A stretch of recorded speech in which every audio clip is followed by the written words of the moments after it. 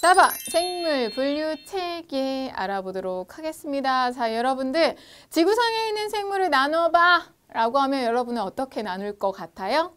동물하고 식물이요 라고 대부분 이야기를 많이 하거든요. 그런데 우리는 이걸 조금 더 자세하게 나눠 보도록 할 겁니다.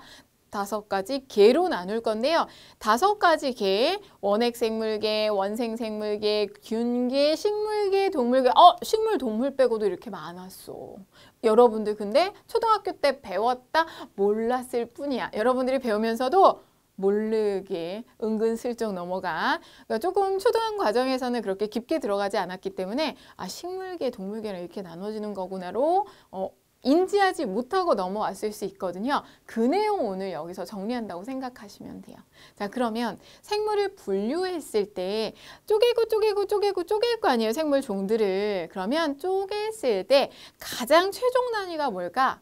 우리가 앞에서 계속 이야기한 종다양성. 생각나세요? 생물의 종다양성, 생물종이 다양해야 합니다. 생물종이 다양해야 이 지구상에 있는 생물들이 좀 더 서로 영향을 주고받으면서 잘 살아갈 수 있고 우리도 거기에 어울려 잘 살아갈 수가 있거든요. 그러면서 종을 계속 이야기했죠. 그 종이 가장 최소 단위예요. 생물을 나누는 최소 단위. 여기 나와 있죠? 종, 생물을 분류하는 가장 작은 단계를 종이라고 하고요. 이 생물 분류 체계에서 우리는 종만 정리를 할 거예요. 나머지까지 다 하면 너무나 많아. 너무 많아서 그건 다 하지 않고 종만 정리를 할 거니까 여러분은 종을 기억하면 되겠구나 라고 받아들이시면 되겠죠? 자, 이러한 종, 무엇을 종이라고 합니까? 설명을 들어보면 뭔 말이야. 나 선생님도 처음에 뭔 말이야 하고 한참 생각했어. 자연 상태에서 짝짓기를 해서 생식 능력이 있는 자손을 낳을 수 있는 생물 무리를 종이라고 합니다. 뭐라고? 뭔 말인지 모르겠죠. 자, 예를 들어서 설명을 해드릴게요. 여러분들 말이 암말하고 순말이 있죠. 암말, 순말 짝짓기를 해서 새끼 말을 낳을 거 아니야? 그럼 이 새끼 말이 암말이면 나중에 또 숫말을 만나서 암컷, 수컷이 또 어떻게 해요? 짝짓기를 해서 새끼를 낳을 수 있죠. 지금 이렇게 말과 말은 짝짓기를 해서 새끼를 낳을 수가 있어요.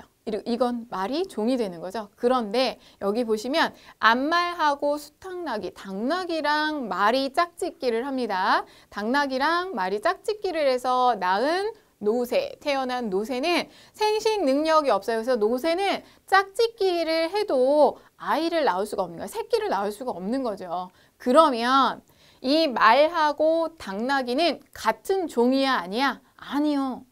새끼를 낳았는데 이 새끼가 생식 능력이 없어. 그러면 말하고 닭나귀는 같은 종이 아닌 거야. 이렇게 여러분이 생각을 하시면 돼요. 뭔 말인지 알겠니? 하나 더 볼까?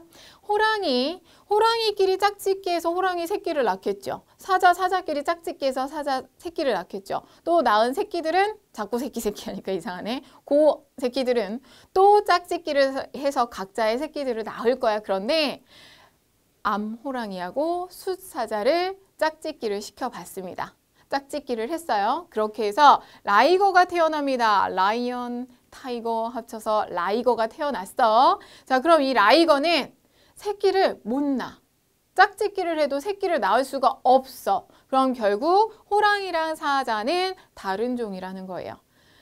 반드시 짝짓기를 해서 새끼를 낳았을 때 그 새끼도 어때야 돼?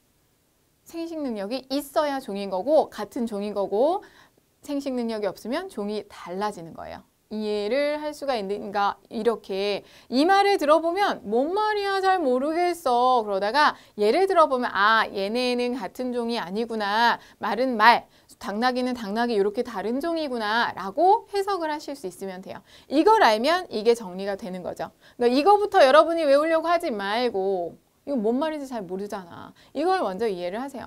말하고 닭나귀는 다른 종이야. 왜? 노새가 새끼를 못 낳거든.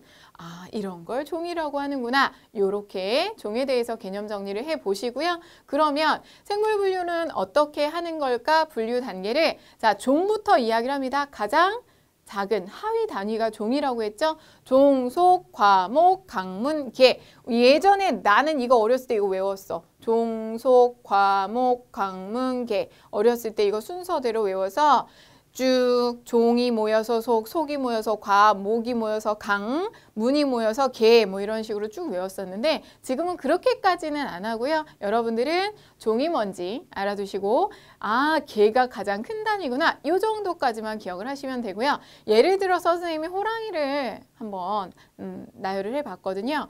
호랑이는 동물개예요. 동물개 중에서 척삭동물 문에 속하고 포유강 이면서 포유류라는 거죠. 식육목.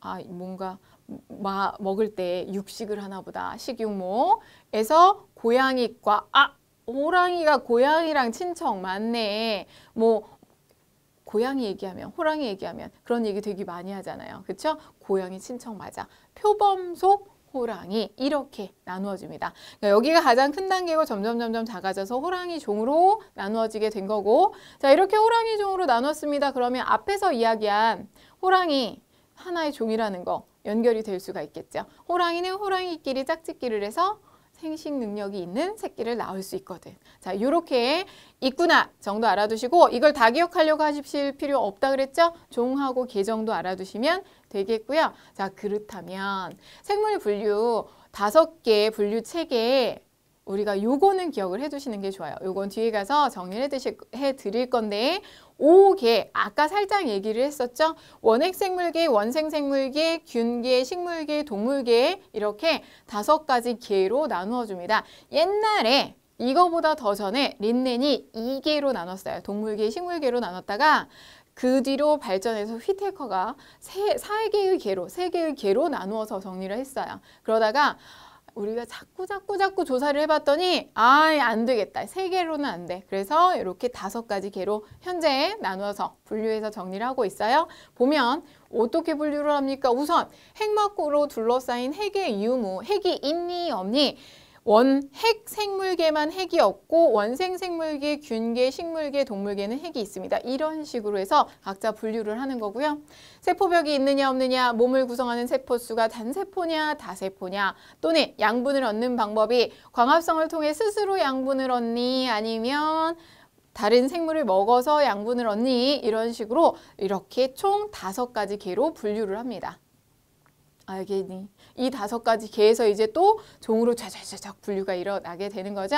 여러분들 이렇게 분류 기준을 이렇게 해서 5가지 계로 나누는구나 정도 기억을 해두시고 중요한 건 이 시간에 종이 무엇인지를 알아두는 게 중요해요. 딴 거 다 버리더라도 종이란 생물 분류하는 기본 단위가 되고 종이라고 하면 짝짓기를 해서 생식 능력이 있는 자손을 낳을 수 있구나. 이것만이라도 오늘은 기억해 두도록 하세요.